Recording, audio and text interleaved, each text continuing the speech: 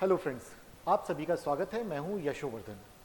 दोस्तों, आज है तारीख 27 मार्च 2025 और आज का जो टॉपिक है हम वो बात कर रहे हैं क्योंकि लगातार इजराइल और पैलेस्टीन की खबरें चलती रही, जिसमें कि हमास का जो अटैक है उसका असर भी दुनिया को दिख रहा है। तो ये जो आप मेरे पीछे जो फोटो देख रहे हैं, राइट, आप ये देखिए, ये जो बच्चे हैं ये विरोध कर रहे हैं और इसमें क्या लिखा है इनके पोस्टर पे, हम मरने से इनकार करते हैं। आखिर ये किससे कह रहे हैं कि हम मरने से इनकार करते हैं? बेसिकली ये कह रहे हैं हमास से। और देखिए, हमास के खिलाफ गाजा में एक विरोध प्रदर्शन है और फिलिस्तीनी लोग सड़क पर उतरे हुए हैं। क्यों? आखिर ऐसा क्यों? तो इसकी कुछ वजह हैं। देखिए, हमेशा हर व्यक्ति को अपने विकास के लिए कुछ आवश्यक दशाएं होनी चाहिए, जैसे कि सुकून, सुख, शांति में बीते। ये नहीं कि हम घर से बाहर निकले पता ही नहीं कि हम घर लौट पाएंगे कि नहीं। तो शांति चाहिए, आर्थिक विकास चाहिए और लोगों की पहुंच में ज़रूरत का सामान हो। ऐसा ना हो कि उनकी इतनी किल्लत हो जाए कि वो मिलना ही बंद हो जाए, इतनी महंगी हो जाए कि लोग उसको खरीद ना पाए।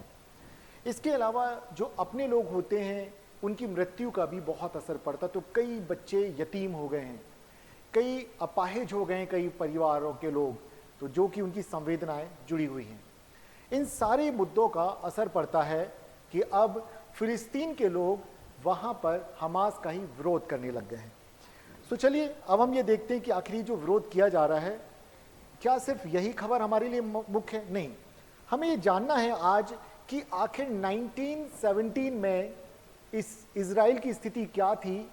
उस वक्त ऑटोमन साम्राज्य से, जब ब्रिटेन के मैंडेट सिस्टम के पास ये इजराइल का जो हिस्सा है, ये ऑटोमन साम्राज्य का जो हिस्सा था, ये लिया और 1948 तक आते आते इजराइल एक देश के तौर पे उभर के आया। और 1948 से लेके 2025 तक क्या क्या डेवलपमेंट्स हुए, तो आज हम वो देखेंगे। तो चलिए शुरुआत करते हैं उस खबर से। ये खबर है कि गाजा में पहली बार हमास के खिलाफ विरोध प्रदर्शन शुरू हो गए। देखिए, आज है गुरुवार, तो मंगलवार को 3 जगहों पर विरोध प्रदर्शन हुए, जिनमें कि हजारों लोग शामिल हुए हैं और लोगों ने हमास से, जो कि एक आतंकी संगठन है, उससे सत्ता छोड़ने के लिए कहा। ये बहुत बड़ा संकेत है। और देखिए, इसके अलावा और देखिए, एक यहाँ पे रिसर्च है, वो नीचे में दिखाऊंगा। लेकिन अगर हम यहाँ जानना चाहें कि आखिर गाजा के लोग या फिलिस्तीनी लोग क्यों चाहते हैं कि हमास फिलिस्तीन से उन्हें छोड़ करके चला जाए, तो इसकी 4 मुख्य वजहें। बड़े पैमाने पर तबाही, इसे देखें तो लगभग 75% इमारतें रहने योग्य नहीं बची। देखिए, अगर हम देखें गाजा में 1.7 लाख बिल्डिंग्स, यानी कि वहां की 72% इमारतें नष्ट हो चुकी हैं, जिसमें कि घर, स्कूल, अस्पताल, बाजार जो कि अब खंडर बन चुके हैं। तो आप अंदाजा लगाइए कि क्या स्थिति है। रहने के लिए कोई जगह सुरक्षित नहीं है। यहां तक कि जब से सीज फायर हुआ है तब से भी लगभग 700 लोग मारे जा चुके हैं।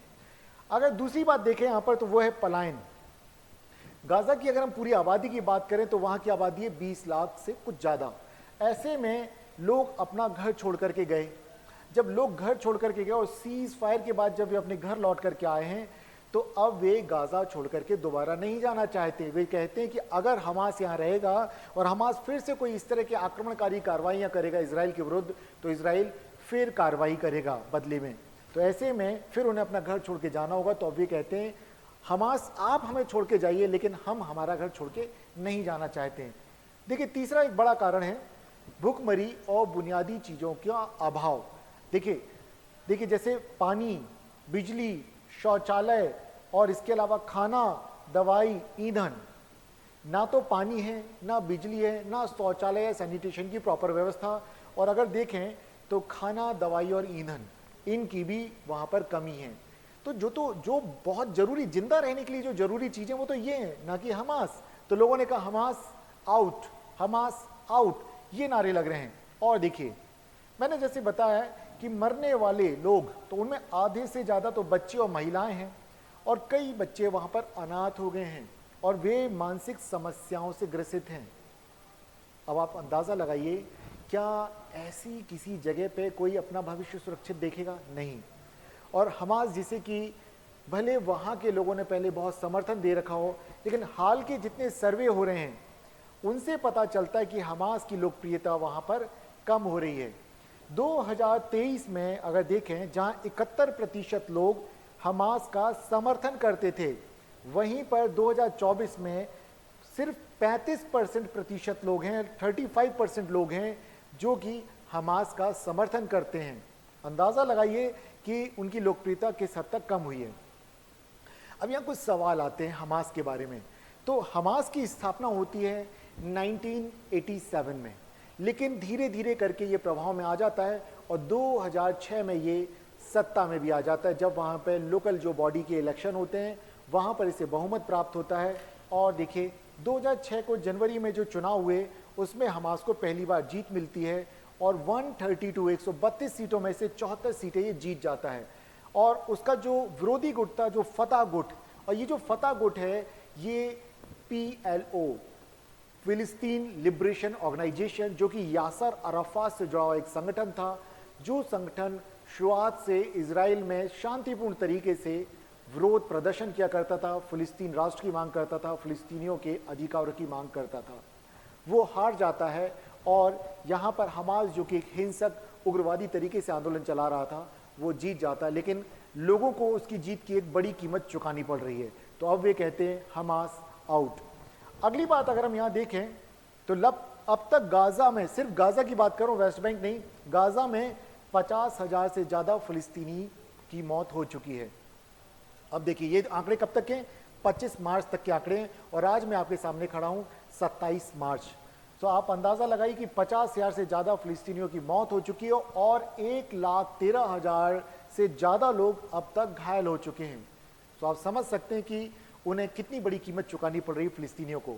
अब हम अगर यहाँ बात करें कि जब से दिसंबर से इजराइल और फिलिस्तीन के बीच में सीज फायर हुआ है, तब से अब तक अगर देखा जाए तो 673 लोगों की जान जा चुकी है सीज फायर के बाद। अब आप देखिए तो ऐसी स्थितियों में यहाँ पर हमें जानना होगा इनके उस रक्त रंजित इतिहास को, जो कि पहले तो शांतिपूर्ण तरीके से आंदोलन चलाया जाता था, लेकिन हमास की एंट्री के पश्चात वो सिर्फ पत्थर फेंकने तक या विरोध प्रदर्शन तक, नारे लगाने तक नहीं सीमित रहा, बल्कि वहाँ पर आतंकवादी घटनाएं भी होने लगी। तो चलिए हम इसके इतिहास में जाते हैं। तो हम देखते हैं 1948 से लेके 2025 तक का इसका सफ़र कैसा रहा। तो अगर देखा जाए तो इजराइल फिलिस्तीनी का जो संघर्ष है 20वीं शताब्दी का सबसे जटिल संघर्ष माना जाता है इसे। और मुख्य रूप से जो संघर्ष है ये है किस चीज़ का, पहचान का मुद्दा, धार्मिक पहचान का। तो ये धार्मिक पहचान इसके अलावा भूमि और राजनीतिक नियंत्रण को लेकर के है कि इस इलाके पर किसका नियंत्रण रहे। लेकिन मूल मुद्दा है अरब की पहचान और ज्यूज पहचान, यहूदियों की पहचान। और यरूशलेम जो इलाका है जहाँ से कि हम देखते हैं 3 धर्मों का उद्गम हुआ है, वहाँ से यहूदी धर्म, उसके पश्चात क्रिश्चियनिटी हम देखेंगे, ईसाइयत, और उसके पश्चात हम देखेंगे इस्लाम के पैगंबर भी वहीं से निकले हैं। तो इन तीनों धर्मों के मूल पुरुष अगर हम देखें, पैगंबर देखें, तो वहाँ यहूदी से निकले हुए हैं। अब ये अगर हम विवाद देखें तो कैसे कैसे बढ़ा इसे देखना होगा। तो हम इसके पहले हिस्टोरिकल बैकग्राउंड को देखते हैं। हम बात करेंगे 1948 से पहले की। तो 1948 का अगर हम देखें तो यहाँ पर ऑटोमन साम्राज्य जो था, अगर वहाँ देखें तो लगभग 1517 से लेकर के 1917 तक रहा। ऑटोमन साम्राज्य को ऐसे समझिए, ये है तुर्की, जो आज का तुर्की है वो कभी हुआ करता था ऑटोमन साम्राज्य। और ये चला है अगर हम देखें तो 1924 तक, जबकि महमूद पाशा या मोहम्मद अली या महमूद पाशा जिसे कहा जाता, युवा तुर्क जिसे कहा जाता, जिस आंदोलन को कहा जाता, उसने वहाँ पर सत्ता बदल दी और एक रिपब्लिक की स्थापना की। कहाँ पर? ऑटोमन साम्राज्य में। याद कीजिए, अगर हम स्वतंत्रता संग्राम भारत की बात करते हैं, भारत के आंदोलन की बात करते, तो वहाँ एक खिलाफत मूवमेंट शुरू हुआ था 1919 में। वो भारत के लिए नहीं था, बल्कि तुर्की में खलीफा की सल्तनत को बचाने के लिए भारत के मुसलमानों के द्वारा किया गया एक आंदोलन था। चलिए हम अभी यहाँ पे इजराइल और फिलिस्तीन की बात कर रहे हैं। तो अब देखा जाए तो उस समय का जो फिलिस्तीनी क्षेत्र था ये ऑटोमन साम्राज्य का हिस्सा हुआ करता था, जिसमें कि यहूदी, ईसाई और मुसलमानों की धार्मिक आस्था थी, उनकी धार्मिक उद्गम की भूमि थी। और आगे चल के हम देखते हैं जब प्रथम विश्व युद्ध होता है 1914 से 1919 तक चलता है, वहाँ पर इस इलाके में जब तुर्की या ऑटोमन साम्राज्य था वो जर्मनी के साथ मिलता है और यूएसए, ब्रिटेन, रशिया के विरुद्ध युद्ध करता है, जिसमें कि जर्मनी की जब हार होती तो ऑटोमन साम्राज्य की भी उसमें हार होती है और ऑटोमन साम्राज्य का ये जो इलाका था, ये मैंडेट प्रणाली के द्वारा पहुंच जाता है ब्रिटेन के पास। तो यहाँ का शासन पहुंच जाता है 1917 में ब्रिटेन के पास। ब्रिटेन लगातार वहां पर बना रहा, कब तक? 1948 तक ब्रिटेन का नियंत्रण रहा। तब तक स्वतंत्र यहूदियों का देश नहीं बन पाया था। लेकिन 1917 में एक घोषणा होती है जिसे कहा जाता है बाल्फोर घोषणा, जहां पर कहा गया कि यहूदियों के लिए एक अलग देश बनाया जाएगा। राइट, वहां पर समर्थन किया गया। इसी घोषणा के बाद से यहूदी और अरब लोगों के बीच में तनाव बढ़ने शुरू हो गए। और आगे चल के हम देखते हैं कि यहाँ पर 1947 में उन तनाव से बचने के लिए उपाय निकाला जाता है कि क्यों ना यहाँ पर इसे दो हिस्सों में बांट दिया जाए, एक यहूदियों का इजराइल और फिलिस्तीनी राष्ट्र बना दिया जाए। और अरब देशों ने हालांकि इसे अस्वीकार कर दिया, लेकिन तब से लेके अब तक अगर हम देखें तो क्या स्थितियां हैं, तो आप इसे देख के समझ सकते हैं। 1917 में ये देखिए ज्यूज कंट्रोल इलाका, जो कि कुछ नीले बिंदु दिख रहे हैं, ये ज्यूज कंट्रोल इलाका है, और ये जो हरा इलाका है ये पैलेस्टीनियों के कंट्रोल का इलाका है। तो 1917 की स्थिति ये है। 1948 की स्थिति ये है, जो कि अभी हम देख रहे हैं, जो कि इस वाला जो इलाका है इसे गाजा पट्टी बोला जाता है या गाजा स्ट्रिप बोलते हैं, और ये है वेस्ट बैंक। राइट, और 1967 में ये देखिए इजराइल ने पूरी तरह से इनको भी ऑक्यूपाई कर लिया। अब यहाँ पर भी इजराइल का नियंत्रण है। और वर्तमान में अगर हम देखें तो लगभग कुछ ऐसी स्थिति जो कि 1995 में यहाँ पे दिख रही है। सो अंदाजा लगाइए कि कैसी स्थितियां रही होंगी।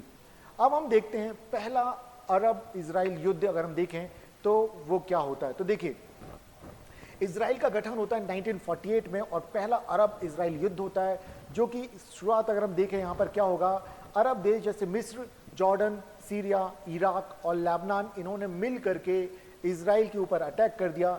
लेकिन यहाँ पर इजराइल पराजित नहीं होता, बल्कि इन सभी देशों को मिल करके वो हरा देता है, और इसे ही कहा जाता है फिलिस्तीनियों को बेदखल करना। तो अंदाजा लगाइए कि जो स्थिति 1917 में ये थी, वो स्थिति अब ये हो जाती है इस युद्ध के बाद। तो पहला जो अरब इजराइल युद्ध हुआ था उसके बाद की स्थिति ये है, देखिए, जो कि लगातार बनी हुई है, जहां पे कि 7,50,000 जो फिलिस्तीनी हैं उनको देश निकाला दे दिया गया था, उनको अपनी जगह छोड़ने को मजबूर होना पड़ा था। सो अब हम यहाँ देखते हैं कि इजराइल की जीत होती है, और इसे फिलिस्तीनियों ने कहा महान आपदा, नकबा, महान आपदा, और यहाँ पे 7 लाख से ज़्यादा फिलिस्तीनियों को बेदखल होना पड़ा। फिर आता है 1956 का समय, और जहाँ पर हम देखते हैं दूसरा अरब इजराइल युद्ध होता है, और ये सुएज नहर के संकट से शुरू होता है। मिस्र के राष्ट्रपति थे अब्दुल नासिर, वे सुएज नहर का राष्ट्रीयकरण कर देते हैं, और सुएज नहर का बनाने का काम किया था फ्रांस ने। सुएज नहर के संचालन की जिम्मेदारी थी फ्रांस की कंपनी की, फ्रांस का नियंत्रण था उस पर। लेकिन जब नासिर आते हैं और नासिर सुएज नहर का राष्ट्रीयकरण कर देते हैं, इसके परिणाम स्वरूप फिर एक संघर्ष की स्थिति बनती है। इजराइल भी मौके की ताक में था, तो ब्रिटेन, फ्रांस और इजराइल तीनों मिलकर के इजिप्ट के ऊपर अटैक कर देते हैं। लेकिन अमेरिका और सोवियत संघ के बीच भी, क्योंकि उन दिनों जो शीत युद्ध का दौर था, इन दोनों के बीच भी तनाव बढ़ रहा था। ऐसे में दोनों की पहल के कारण इजराइल को फिर मिस्र की इलाके को छोड़ना पड़ा, मिस्र से हटा, नहीं तो मिस्र का जो सिनाई पेनिनसुला है उसके ऊपर पूरी तरह से कब्जा हो गया था। अब हम देखते हैं जैसे हम बोलते हैं 6 डे वॉर, 6 दिन का, 1967 में ये होता। फिर 10-10 साल के अंतर पे हम यहाँ देख रहे हैं इजराइल एक तरफ है और दूसरी तरफ है मिस्र, सीरिया और जॉर्डन। यहाँ पर इन्होंने क्या किया, इजराइल ने जब गाजा पट्टी और पश्चिमी तट और गोलन हाइट्स जो कि सीरिया का हिस्सा है, और सिनाई प्रायद्वीप जो कि मिस्र का हिस्सा है, उस पर कब्जा कर लेते हैं, तो यहाँ पर फिलिस्तीन में असंतोष बढ़ जाता है। और फिलिस्तीन के अंदर जो फिलिस्तीनी मुक्ति संगठन है, जिसे हम बोलते हैं पैलेस्टीन लिबरेशन ऑर्गेनाइजेशन, ठीक है, जो फिलिस्तीन के लिबरेशन के लिए काम कर रहा था, स्वतंत्रता के लिए काम कर रहा था, वो संगठन बहुत मजबूत होता है। और अब यहाँ से हम देखते हैं लगातार संघर्ष चलेगा PLO के साथ साथ। यहाँ पर उसके जो नेता थे यासर अराफात, उनको अंतर्राष्ट्रीय स्तर पर भी एक पहचान मिलती है, और फिलिस्तीन की समस्या का अंतर्राष्ट्रीयकरण होना शुरू हो जाता है। और ये दौर अब अलग ही दौर था, जहाँ पर कि हम देखते हैं कि लोगों की आवाज़ पहले से ज़्यादा सुनी जाने लग गई थी। तो संघर्ष की मुख्य घटनाओं में अगर हम देखें तो 1964 में PLO, फिलिस्तीन लिबरेशन ऑर्गेनाइजेशन का गठन होता है, और पहला संघर्ष अगर हम देखें, पहला जन विद्रोह इत्तिफादा जिसे कहा जाता है 1987 में, जबकि हमास का जन्म होता है, इसी दौरान यहाँ से शुरू होता है। लेकिन ओस्लो में एक समझौता होता है 1993 और इजराइल और पीएलओ के बीच में शांति समझौता हो जाता है। फिर हम देखते हैं आगे चल के सन 2000 से 2005 के बीच में दूसरा इत्तिफादा या जन विद्रोह होता है, जहां पर कि यरूशलेम की अल अक्सा मस्जिद में विवाद पैदा हो जाता है और यहाँ पर जो संघर्ष भड़कता है उसके कारण फिर से हम देखते हैं, हम फिलिस्तीन के अंदर हमास जैसे गुट को तेजी से उभरता हुआ देखते हैं। चरमपंथी विचारधारा तेजी से बढ़ रही थी और 21वीं सदी में अगर हम देखें 2005 से 25 के बीच में जो संघर्ष हुए, तो यहाँ पर हम देखेंगे 2005 में इजराइल ने गाजा से हटने की घोषणा की क्योंकि गाजा स्ट्रिप पर उसका कंट्रोल था। आगे चल के हम देखते हैं 2006, क्योंकि इजराइल के वहाँ रहने से ही हमास को बल मिला, लोगों के अंदर चरमपंथी विचारधारा का प्रभाव बढ़ा और 2006 के हम देखते हैं कि वहाँ पर विधायी चुनाव जो फिलिस्तीन के होते हैं वहाँ पर हमास चुनाव जीत जाता है और सत्ता से फतह गुट की जगह अब हमास की वहाँ पर सत्ता पर कब्जा हो जाता है। और इसके बाद संघर्ष का एक दौर शुरू हो जाता है 2008, 2012, 2014 में लगातार इजराइल और हमास के बीच में कई सैन्य संघर्ष छिड़ते हैं और 2011 में अगर देखें तो माफ कीजिए 2021 में 11 दिनों तक इजराइल और गाजा के बीच में युद्ध छिड़ा। और यहाँ देखिए आयरन डोम जिसका आप नाम जानते हैं, तो जब भी कभी हमास रॉकेट हमला किया करता था तो इजराइल का जो एंटी मिसाइल जो डिफेंस सिस्टम है, उनका इंटरसेप्टर सिस्टम है आयरन डोम जिसे कहा जाता है, उससे बचने लग गए। लेकिन तेजी से जब ये अटैक करें और यहाँ तक कि जो लेबनान है वहाँ से भी या हम देखें तो इस तरह से अलग अलग गुट जब अटैक करते थे तो वहाँ पर कई बार इजराइल को भी बहुत नुकसान उठाना पड़ा। इनमें से इसके पहले एक घटना म्यूनिक ओलंपिक के दौरान की भी थी। हालांकि इजराइल की जो एजेंसी है मोसाद, उसने गिन गिन के जो चरमपंथी जिन्होंने कि मारा था इजराइल के खिलाड़ियों को, उनसे बदला लिया था। उस पर तो यहाँ तक एक मूवी भी बना दी गई है। चलिए अभी हम देखते हैं आगे क्या होता। हमास ने इजराइल पर रॉकेट हमला किया और 1400 से अधिक इजराइल इस हमले में मारे जाते हैं और यहाँ पर बदले में फिर इजराइल गाजा पट्टी पर एक बड़े पैमाने पर हवाई और ज़मीनी हमला करता है। हजारों फिलिस्तीनी नागरिक यहाँ पर हताहत होते हैं और एक मानवीय संकट गहरा जाता है दुनिया के सामने। ऐसे में दोबारा से दुनिया का ध्यान इस ओर जाता है और यहाँ पर संघर्ष और वैश्विक दबाव के कारण हम स्थितियाँ बदलती हुई देखेंगे। इजराइल ने गाजा में हमास को कमज़ोर करने के लिए सैन्य कार्रवाई कर रखी थी और ऐसे में वो सफल क्यों हो पाता था, क्योंकि अमेरिका और दूसरे जो पश्चिमी देश हैं इजराइल उन्हें समर्थन करता था। वहीं दूसरी तरफ हमास को या फिलिस्तीनियों को कौन सपोर्ट कर रहा था, वो था ईरान और तुर्की, जिन्होंने कि लगातार ना केवल अलग अलग अपने स्तर पर बल्कि यूएनओ में भी लगातार फिलिस्तीन के मुद्दे को उठाते रहे। अगर हम यहाँ बात करें कि और आगे क्या, तो हम देखें इसमें प्रमुख कुछ जो समझौते हुए, तो यूएन ने विभाजन योजना जो हम देखें कि 1947 जिसके द्वारा दो हिस्सों में बांट दिया जाता है, जिसमें कि हम फिलिस्तीन और अरबी और यहूदी क्षेत्र को बटा हुआ देखते हैं। बाद में चल के ओस्लो जो हम देख चुके हैं, ओस्लो समझौता होता है। एक बड़ा समझौता जो इसमें देखने के लिए है वो है कैंप डेविड समझौता, जो कि मिस्र और इजराइल के बीच में होता है और अमेरिका के कैंप डेविड जगह वहाँ पर समझौता कराया जाता है, अमेरिका के राष्ट्रपति के द्वारा करवाया जाता है इसमें, और यहाँ पर ये सक्सेसफुल होता है और मिस्र वो पहला देश बनता है इस समझौते के बाद जो इजराइल को मान्यता देता है। पहला देश था मुसलमान जगत का जो कि इजराइल को मान्यता देता है। उसके बाद फिर कई और भी देशों ने जैसे कि बहरीन, मोरक्को, यूएई, इन्होंने भी इजराइल के साथ धीरे धीरे संबंध बनाने शुरू किए। लेकिन तब ये हम देखते हैं अब्राहम समझौता 2020 में होता है जो कि इजराइल और अरब देशों के बीच में होता है। अब अगर हम यहाँ पर देखें तो किस तरह के प्रश्न यहाँ आते हैं उन्हें हम देखते हैं और किस तरह का आपको अगर यूपीएससी या स्टेट सर्विसेज में अगर हम देखें कि किस दृष्टिकोण से आगे चलना है तो यहाँ देखेंगे इससे क्या असर हुआ, जिस तरह से जैसे कि इनका प्रभाव क्या पड़ा इन घटनाओं का। तो देखेंगे मध्य पूर्व में भू राजनीतिक अस्थिरता बढ़ी और देखिए मेडिटेरियन वाला सी है, सुएज नहर वाला इलाका है, तो जब भी यहाँ संघर्ष छिड़ता है तो तेल के दाम एकदम से बढ़ जाते हैं। अमेरिका, रूस, चीन और ईरान जैसी वैश्विक शक्तियों की भागीदारी बढ़ी क्योंकि ईरान ने हमास को सपोर्ट करना शुरू किया, चीन ने ईरान को सपोर्ट करना शुरू किया, अमेरिका ने इजराइल को समर्थन शुरू किया। तो एक गुट ऐसा बन गया रूस, चीन और ईरान जो कि लगातार अमेरिका को कमज़ोर करने के लिए इजराइल के विरुद्ध जो भी गुट बना उसे कहीं ना कहीं इन्होंने मदद की। तो हम देखेंगे अंतर्राष्ट्रीय स्तर पर इससे तनाव बढ़ा। अब अगर हम देखें और क्या हुआ, तो जब भी यहाँ संघर्ष छिड़ता था तो अंतर्राष्ट्रीय स्तर पर हम देखें बाजार में तेल की कीमतों में बढ़ोतरी हो जाती है, जिससे कि हम वैश्विक अर्थव्यवस्था पर कई नकारात्मक प्रभाव को देखते हैं। अगर हम बात करें कि भारत इस पे क्या सोचता है, भारत की विदेश नीति किस तरह की है, तो भारत ने एक संतुलित रुख रखा है और भारत टू स्टेट सॉल्यूशन का समर्थन करता है कि दोनों ही देश बन जाएं, दो स्टेट बन जाएं, स्वतंत्र अस्तित्व हो, दोनों को यूएनओ में मेंबर के तौर पे पूरा रिकॉग्नाइजेशन मिलना चाहिए, अन्य देशों से उनको मान्यता मिलनी चाहिए।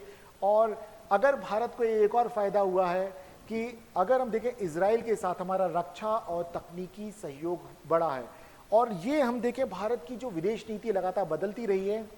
पुराने समय में जहां हम फिलिस्तीन को भी मान्यता देते थे, अब हम दो स्टेट की बात करते हैं, बट इजराइल के साथ हमारी लगातार घनिष्ठता बढ़ती चली जा रही है, क्योंकि अंतर्राष्ट्रीय जगत में अगर देखें तो आतंकवाद के विरुद्ध अब एकजुटता बढ़ती जा रही है। तो उसके परिणाम स्वरूप भारत और इजराइल के संबंध पहले से बहुत प्रगाढ़ हुए हैं।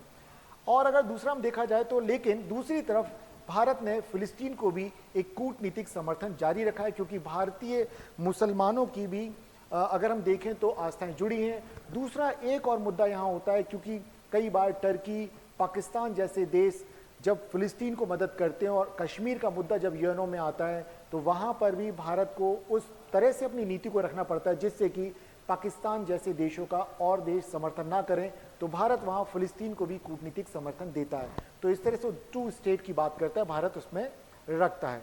अब अगर यहाँ देखें एक निष्कर्ष के तौर पे इसमें देखें तो क्या निकलता है, इजराइल और फिलिस्तीनी संघर्ष एक जटिल और बहुआयामी मुद्दा है जो कि भूमि विवाद, धार्मिक पहचान और क्षेत्रीय राजनीति को प्रभावित करता है। अंतर्राष्ट्रीय कूटनीति से काफी हद तक जुड़ा है और अंतर्राष्ट्रीय कूटनीति बल्कि हम कहेंगे अर्थव्यवस्था भी इससे प्रभावित होती है।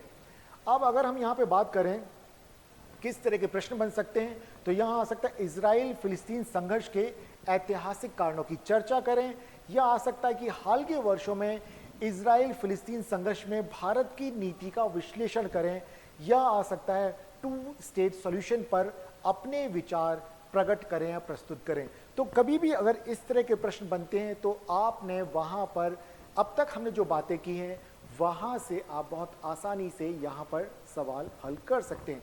एक मैं आपको मैप दिखाना चाहूंगा यहां पर, चलिए ये देखिए। अब अगर हम देखें कि अगर फिल्म्स में कई बार जो प्रश्न बनते हैं वहां पे किस तरह से कि ये मेडिटेरियन सी है तो वेस्ट बैंक, तो यहाँ पे डेड सी है, यहाँ पर गाजा स्ट्रिप है तो मेडिटेरियन सी है, यहाँ पे मिस्र है तो सिनाई पेनिनसुला इसे कहा जाता है, ये गोलन हाइट्स है जो कि सीरिया का हिस्सा हुआ करता था, ऊपर यहाँ लेबनान है, ये जॉर्डन है, और ये देखिए यहाँ पे खाड़ी किसकी, अकाबा की खाड़ी, तो गल्फ ऑफ अकाबा। तो इजराइल भी यहाँ पे लाल सागर को छूता है, मेडिटेरियन के अलावा जॉर्डन की सीमा भी लगती है, और ये यहाँ पे सऊदी अरेबिया। तो इस तरह के प्रश्न पहले भी यूपीएससी में आ चुके हैं और मुख्य परीक्षा में भी कैंप डेविड समझौता पूछा जा चुका है, और ये जो प्रश्न मैंने यहाँ पे बताए टू स्टेट सॉल्यूशन, ये भी लगातार प्रश्न आते रहे हैं। तो अब आपने सिर्फ करना ये है कि अगर आप अब तक हमारा ये वीडियो देख रहे हैं और मैं मानता हूँ अब तक आप जुड़े हैं, इट मीन्स आपको जो जानकारी आपको सही लग रही है, अच्छी लग रही है, तो ऐसे में अगर आपने अब तक हमारे इस चैनल को सब्सक्राइब नहीं किया तो आपने सब्सक्राइब करना है, बेल बटन को दबाना है, ताकि जो भी हमारे नए वीडियोस आएंगे उनका नोटिफिकेशन आप तक पहुंच जाया करेगा। और क्या करना है, इसको अपने दोस्तों के साथ शेयर करना है लगातार। आप कोई दूसरा अगर टॉपिक आप चाहते हैं और गहराई से इसको जानना चाहते हो, तो मैं कोशिश में ये हूँ कि आपको अगले जो हैं बाल्फोर घोषणा, हमास के बारे में, फतह गुट के बारे में, कैंप डेविड समझौते के बारे में, टू स्टेट सॉल्यूशन, इनके बारे में छोटे छोटे डिटेल वीडियोस में आपको बना करके इसी सीरीज में कोशिश करूंगा कि मैं कल आपके समक्ष ये सारे जो पक्ष हैं इन्हें भी रखूं, जिससे कि आप एक बड़े पैमाने पर चीज़ों को सोच पाए, हर डायमेंशन से इस परेशानी पर सोचे कि आखिर इसका सॉल्यूशन कैसे निकल सकता है और आपको फ़ायदा मिले। तो आप इसको हर जगह इस्तेमाल कर सकते हैं, अपने प्रीलिम्स में, मेंस में, इंटरव्यू में, ऐसे में। दोस्तों मैं उम्मीद करता हूं कि आज का वीडियो आपके लिए काफ़ी उपयोगी रहा होगा, तो आप बने रहिए हमारे साथ हजेला IAS अकेडमी में। मैं हूं यशोवर्धन, फिर मिलते हैं हम अगले दिन, तब तक आप अपना ध्यान रखें। नमस्कार दोस्तों, थैंक यू सो मच।